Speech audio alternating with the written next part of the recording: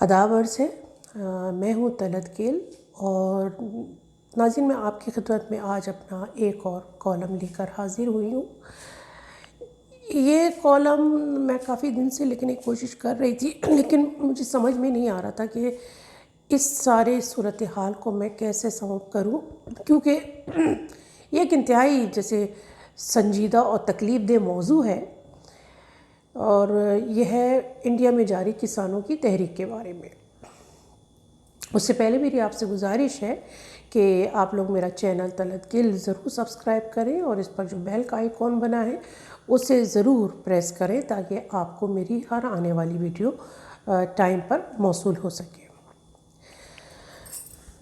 تو اس تحریک کے بارے میں یہ کہتی ہوں کہ انڈیا میں جاری کسان تحریک اب صرف مشرقی پنجاب کے کسانوں کی تحریک نہیں رہی، اب یہ پورے انڈیا میں بسنے والے کسانوں کی تحریک بن چکی ہے۔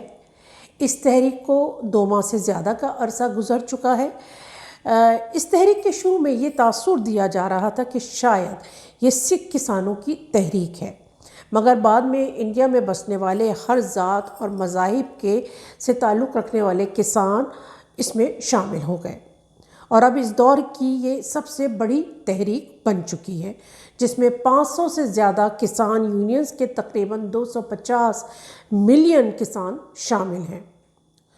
گزشتہ مختلف ادواروں میں کسانوں کی بہت سی تحریکیں ہیں، جس میں کسان نے اپنے حقوق کی خاطر نہ صرف برطانوی راج کے آگے بلکہ اس وقت کے بادشاہوں اور راجاؤں مہاراجا کے آگے ان کی زیادتیوں کے خلاف اپنے حق کے لیے سینہ تان کر کھڑے ہو گئے تھے۔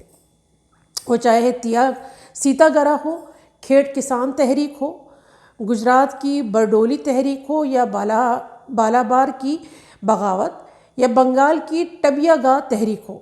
غرض یہ کہ کسی بھی دور میں جب کسان کے حقوق پر ڈاکہ مارنے کی کوشش کی گئی، کسان اپنے حق کے لیے ڈٹ گئے۔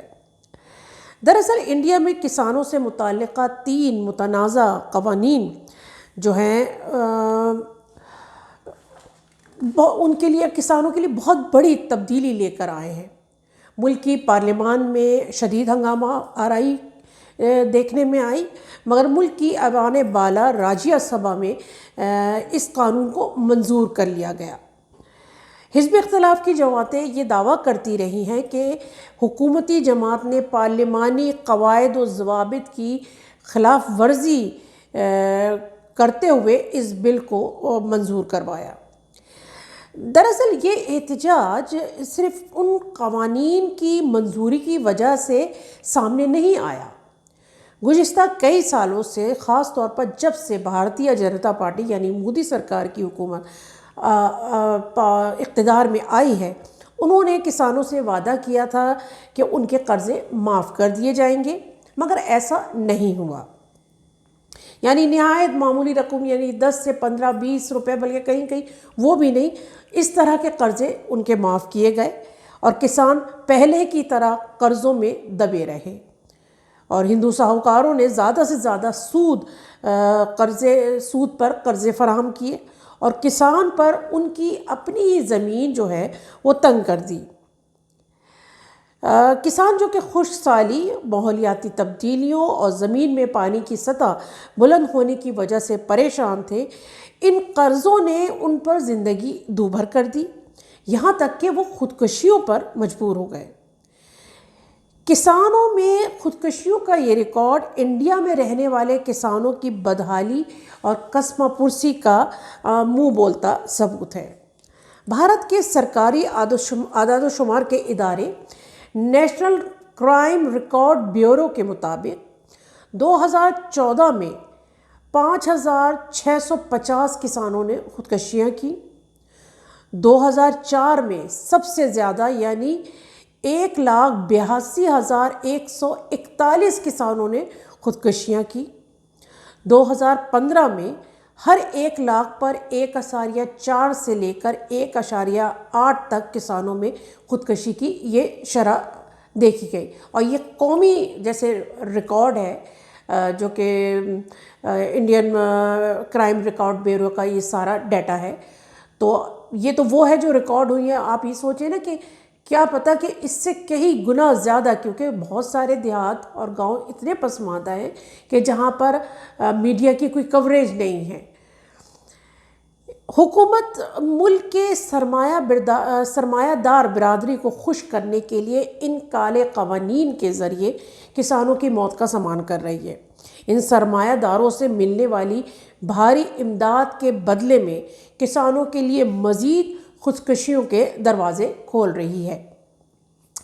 اس احتجاج کی سب سے اہم چیز یہ ہے کہ 2 مہینے سے زائد کا عرصہ گزرنے کے باوجود کسان بہت متحد اور پرامن ہیں. 26 جنوری کو یوم جمہوریہ کے موقع پر کسانوں کی پرامن ریلی کو جانتے بوجھتے سبوتاژ کیا گیا. اس پرامن ریلی میں جس طرح کی مزاحمت اور پرتشدد رویہ اپنایا گیا کہ وہ ایک جانتے بوجھتے منصوبے کا حصہ لگتی ہے، اور لگتا ہے کہ حکومت اس پرامن احتجاج کو طاقت سے کچلنے کے خواب دیکھ رہی ہے.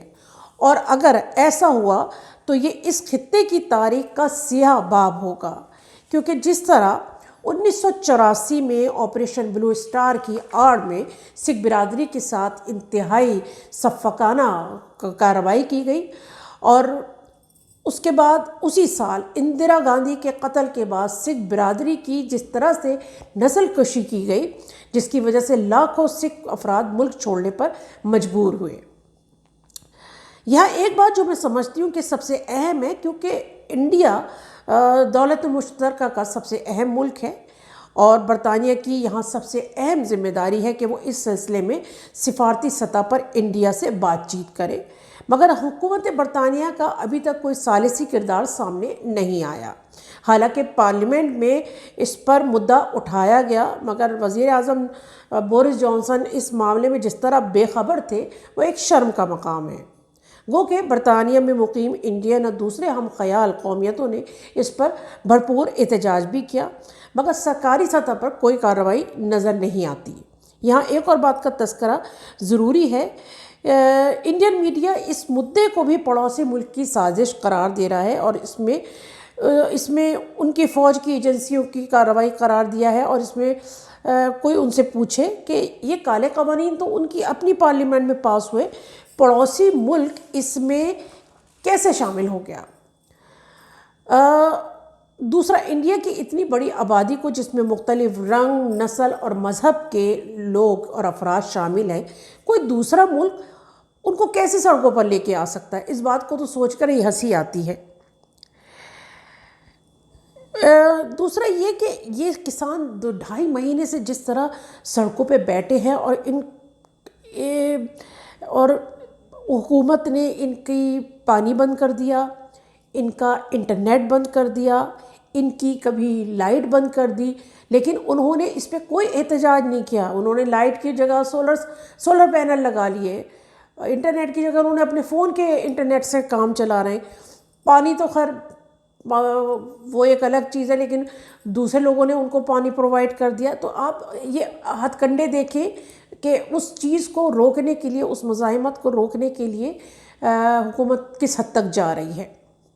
میں سمجھتی ہوں کہ اس نازک موقع پر برطانیہ میں مقیم تمام انڈین ممبران پارلیمنٹ کو یکجا ہو کر حکومت برطانیہ کے ذریعے یا انفرادی طور پر سرکاری سطح پر فوری اقدامات کرنے کی ضرورت ہے، کیونکہ جو وقت گزرتا جا رہا ہے معاملے گھمبیر ہوتے جا رہے ہیں.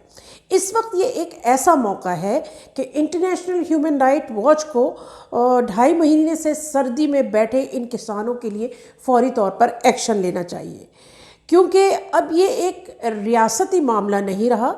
اور 26 جنوری کے پرتشدد واقعات اور ہلاکتوں کے بعد اس بات میں بھی کوئی شک نہیں رہا ہے کہ حکومت اس کو مزاحمت کے ذریعے یا طاقت کے ذریعے کچلنے کا ارادہ رکھتی ہے. تو اس وقت بہت ضرورت ہے کہ انٹرنیشنل ہیومن رائٹ واچ جو ہے وہ اس معاملے کو سنگینی کو دیکھے اور اس پر عمل درآمد کرائے.